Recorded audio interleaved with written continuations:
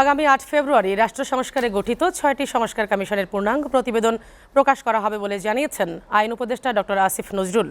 বিকেলে foreign service একাডেমিতে সংবাদ সম্মেলনে একথা জানান তিনি। সংস্কার কমিশনের সুপারিশের ভিত্তিতে ফেব্রুয়ারির মাঝামাঝি জাতীয় ঐক্যমত্য কমিশনের প্রথম বৈঠকের পর রাজনৈতিক দলগুলোর সঙ্গে আলোচনা করবে সরকার। আলোচনা সাপেক্ষে ঐক্যমত্যে পৌঁছানো বিষয়গুলোই সংবিধানে সংযোজন করা হবে বলেও জানান তিনি। সাজ্জাদ জাহানের প্রতিবেদন।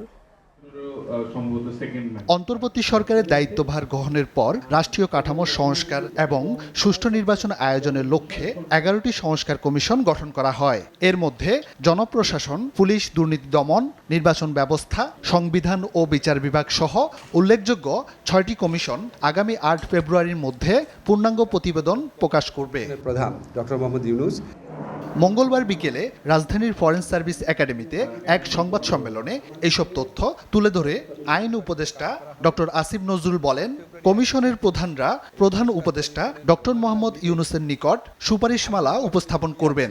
সংস্কার কার্যের ক্ষেত্রে আশুকরণীয় কী আছে, মধ্যমেয়াদে কী আছে, বা ভবিষ্যতে নির্বাচনের পরে যদি তারা কিছু করতে চায় সেটা কী আছে, সেটা ৬টা কমিশন মিলে একটা সর্বসম্মত সুপারিশনামা পেশ করবেন ৮ ফেব্রুয়ারিতে।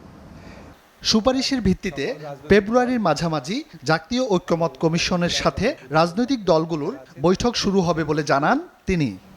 এরপর রাজনৈতিক দল গণ অভ্যুত্থানের পক্ষের সকল শক্তির সাথে আলোচনা এবং সমঝোতা ক্রমে জাতীয় ঐক্যমত্য কমিশনের প্রথম আনুষ্ঠানিক বৈঠক অনুষ্ঠিত হবে।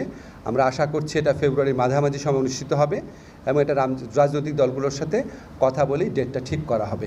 সভাপতিত্ব করবেন ঐক্যমত্য কমিশনের প্রধান ডক্টর মোহাম্মদ ইউনূস। রাজনৈতিক দলগুলোর সাথে আলোচনা সাপেক্ষে যেসব বিষয়ে ঐক্যমতে পৌঁছানো সম্ভব হবে সেই বিষয়গুলো সংবিধানে অন্তর্ভুক্ত করা হবে বলেও জানান আসিফ নজরুল। সংবিধানের সংক্রান্ত কোনো সংশোধনী ক্ষেত্রে তাহলে ওনারা মিলে সবাই মিলে এগ্রি করে কোনো একটা ব্যাপার আইনে পরিণত করার প্রস্তাব দিতে পারেন। সাজ্জাদ জাহান, এসএটিভি, ঢাকা।